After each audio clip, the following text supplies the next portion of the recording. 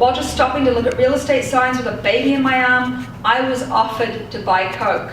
Me. So the OIJ swarmed off and out of the vehicles, and the news went out, and the people swarmed out of their houses to watch. Julie and some of my employees sat on the edge of the restaurant while across the street, the OIJ raided the two bars next door, Chi-Chi and Indira. And then they beat down the door of the drug kingpin Manuel, who lived in the apartment in between. He owned the building and he rented out both bars. They dragged Manuel out into the dirt street in front of the hotel. 4 guys threw him to the ground and they held him down while they cuffed him, and the town watched the show.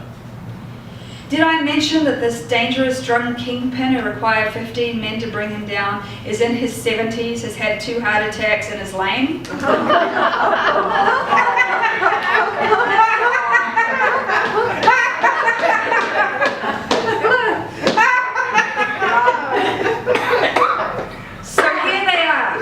Body slamming Granddad into the dirt and holding him down with guns pointed at his head while they search his house and the 2 businesses he rents out. And finally they picked him up by his arms and his legs like he was a sack of potatoes, threw him in a vehicle, drove him away, and the show was over. And they searched the house and they found nothing. They searched the bars and they found nothing. And it's not that they were wrong, of course. We know he's the massive drug dealer.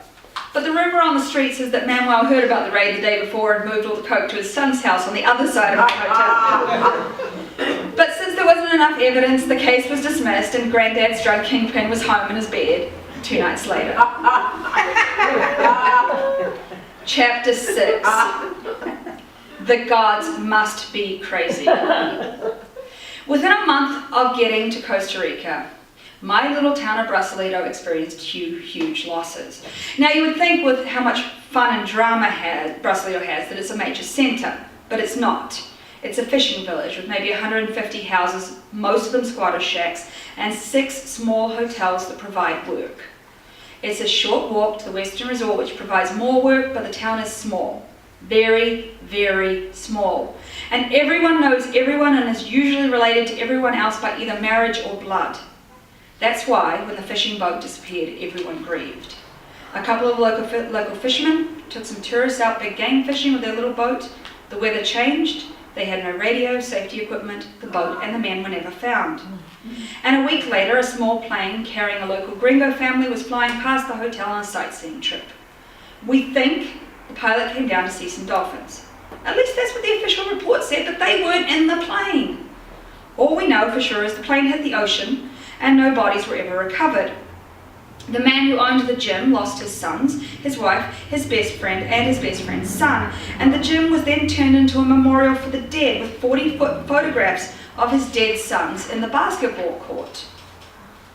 And the news keeps talking about Zika as if it's a big deal. There were no tropical diseases in Costa Rica. They had eradicated malaria, and then dengue fever came. And then the rest of them came, born on airplanes full of tourists from around the world. The news on how to teach you how to say the words came slower than the diseases. Marconi's sister has already had Zika. She was better in a week. Chikungunya is worse because you're sick for at least 2 weeks and there's pain in your body for months or years depending upon your age. Bernadette had that already. And then there's dengue, which lowers your blood's clotting ability and can actually kill you. And Julie and I have both had that. Wow.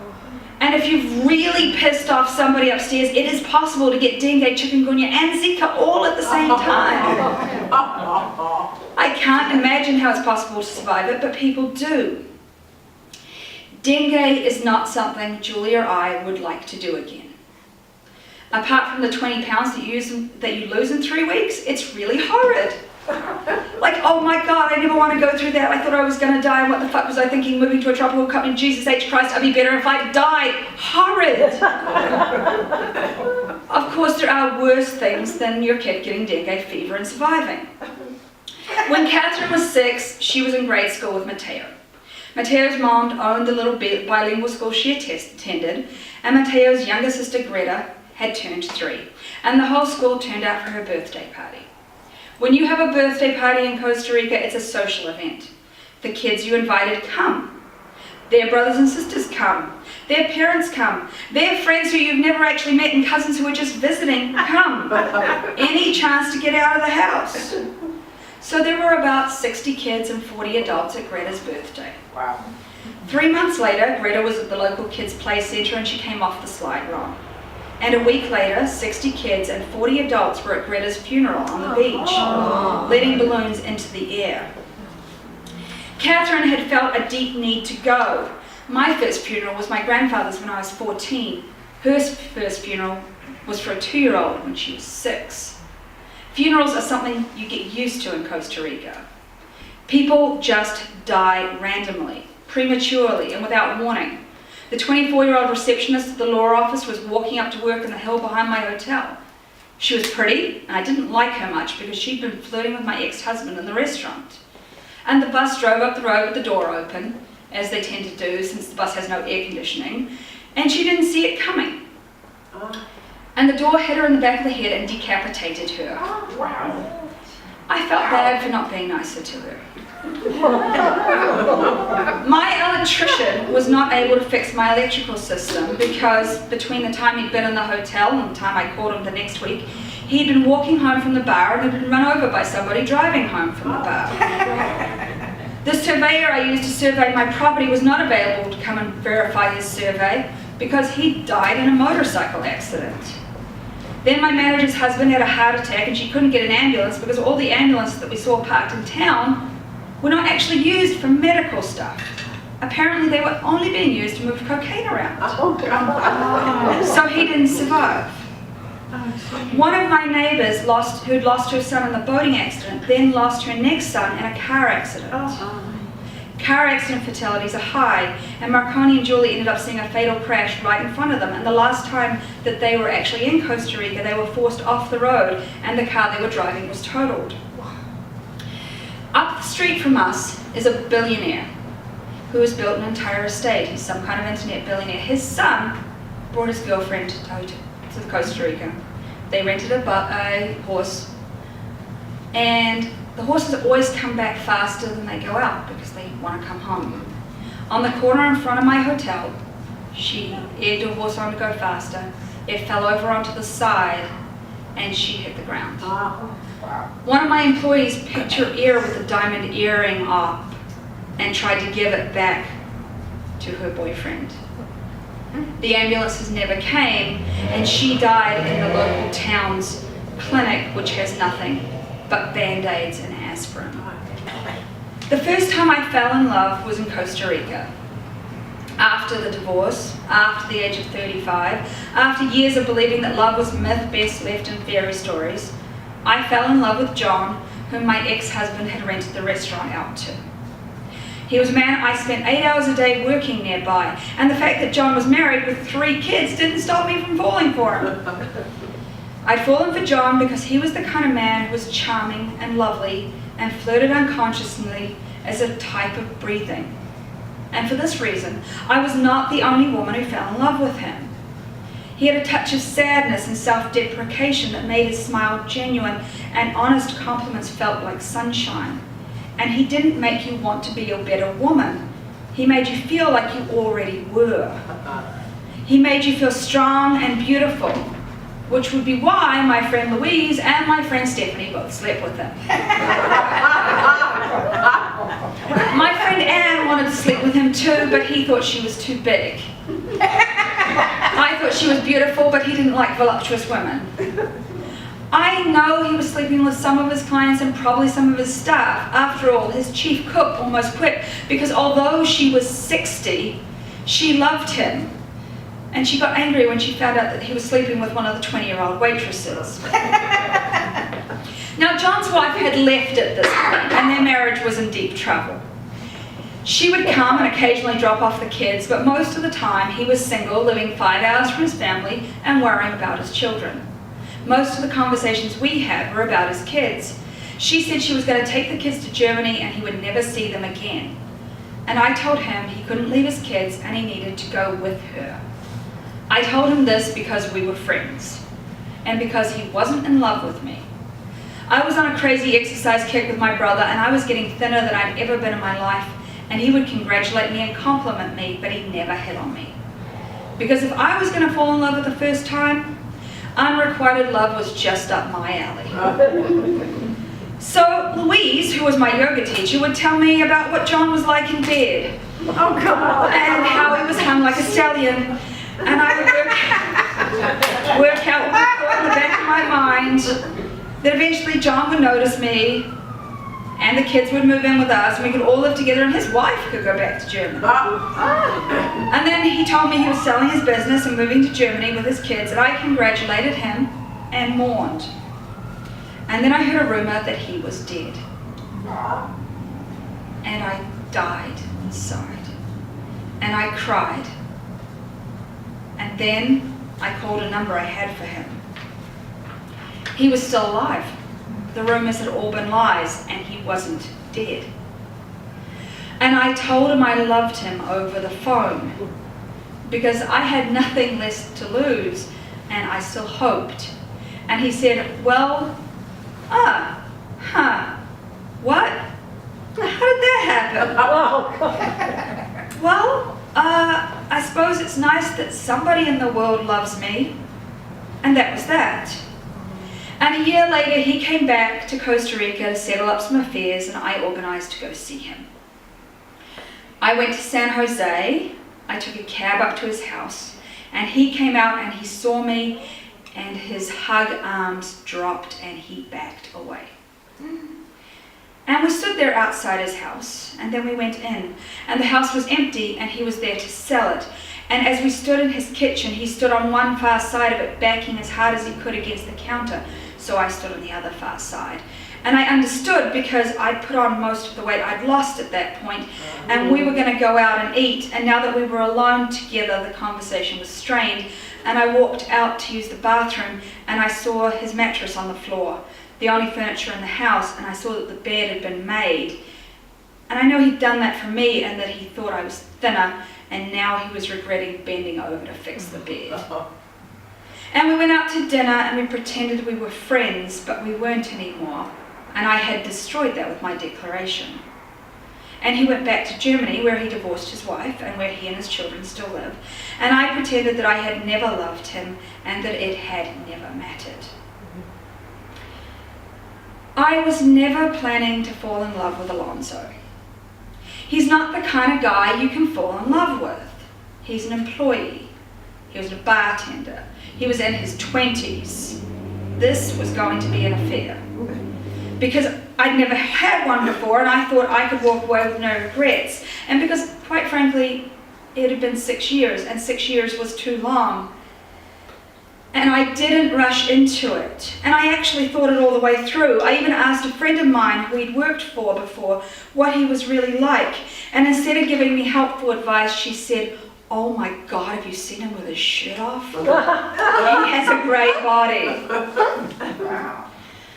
Alonso flirted with me from the day he started. And it was just what he did. And he worked hard, and he was nice to my customers, and I thought he was honest. I didn't know then that liars like to start sentences with the words, I just want to be honest with you. I didn't know that that was actually a cue. I didn't really know who he was or what he was. And he asked me out, and I said yes, knowing where it would lead, and it was fun. Not the best sex I've ever had, but fun. The best sex to this day is still the last time I slept with my ex-husband, because there's something about sleeping with somebody who knows your body so well. Sleeping with someone who you're not trying to impress or please. Screwing someone who you're not pretending with. Having sex with someone who you know cannot be more disappointed in you than they already are.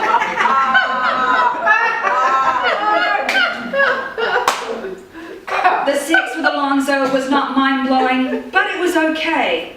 And I thought it would happen once. And I thought it would be easy. He seemed easy. My kids were away, and it would all be over before they came back. And then that one night became a couple of nights. And the other employees noticed, because one said to me, you know he's married. Which I didn't know. I knew he had a child and that the mother lived in Portugal, but I didn't really know that he was living with her. And he said that he wasn't. He said it was just his child's mother, not his girlfriend, not his wife. Wife is a variable term in Costa Rica. No one actually gets married. And a few weeks after my kids were back and we were out again at night, Alonso defended me from an aggressive ass and referred to me as his wife. And it felt good. And I wanted him to be around all the time. And I got to see him only once or twice a week when we went to work. And I'd sneak off from work in the middle of the day to meet him. And he'd show up at my gate late at night on his motorbike. And I'd hear the roaring. And I'd go and I'd let him in. And we'd make love in the motorhome that I had parked at the end of my yard while my kids were sleeping in the house. And he was surprised when I wanted to leave the lights on when we made love. And he didn't understand that I wanted to see his face. And he told me that he was a bad guy. And that he didn't understand why I liked him. And driving home one night, we passed a sign for an AA meeting, and he said that he should go there because he was an alcoholic. And I said, no, you aren't, because I'd seen him drink, but I hadn't seen him drunk yet. And I didn't understand that he was telling me the truth, and it wasn't a joke.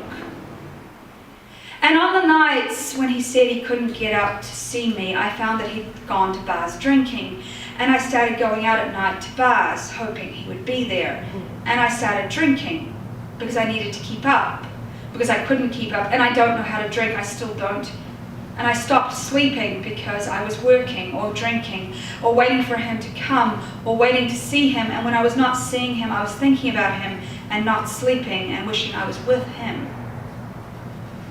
Most of our hours together were stolen in the afternoon, making love, lying in bed, talking about everything, making love again, talking more, repeating until we ran out of time. And he marveled at how good we were together and asked why we were together, why I would want him. And I found myself out at night looking for him, drunk texting him, wishing I was with him. And he thought that I was going out at night to bars and clubs because I was obviously screwing around, because that's what he would be doing, and he didn't understand me at all. And one day we had a date, and he hooked up with two drunken young women who were staying at my hotel, and he stood me up, and he went out with them instead. And I accused him of sleeping with them, and he said he didn't. And I believed him because I wanted to. But at that point I already knew he was a cheater, because he was cheating with me. Because now his girlfriend had seen me at the bank, and he had a photo of me on his phone that I didn't know he took. And he tells me that his girlfriend has seen me and she's angry, and he's had to move out, and now he's living with his grandmother. And he doesn't understand why he's sleeping with me, because his girlfriend is so fucking pretty. And he rings me drunk out of his mind, to go and pick him up at a bar at 1 a.m. And I say, no, I'm home with my kids. And he calls again and he says he'll walk home.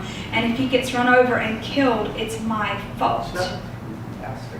So I dress and I leave my kids and I go to get him, and I ask him if he wants to come to my place. And he says that I don't own him and he's not my whore. Wow. And he says that I'm just an old woman trying to get some young ass.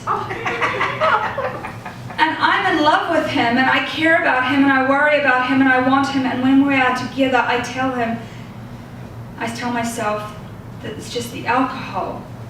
And it's not him who's speaking to me right now. But by the time we get too close to his house, he tells me again how fucking pretty his girlfriend is. And I pull the car into a gas station. I tell him to get the fuck out.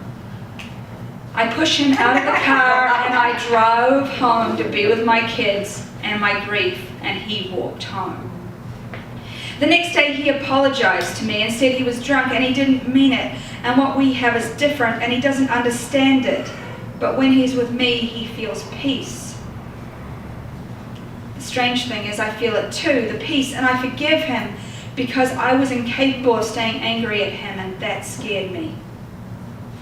But when he told me that, when I told a friend, she said, alcohol is funny stuff, you know. People tell the truth when they're drunk. But that couldn't be the truth. And then he quit working for me. He quit working for me because I was mean to him. And I was. I was being meaner to him than anyone else because I didn't want anyone to know that I was in love with him. that I loved him and that I would do anything for him, and that I was even considering staying in Costa Rica forever just for him. And I didn't want to listen to my friends because I was listening to my heart. And Julie hated him. She didn't even know we were sleeping together, and she hated him. She was glad he'd quit, and I was shattered. I wouldn't get to see him every day. I wouldn't get to see him enough. And I didn't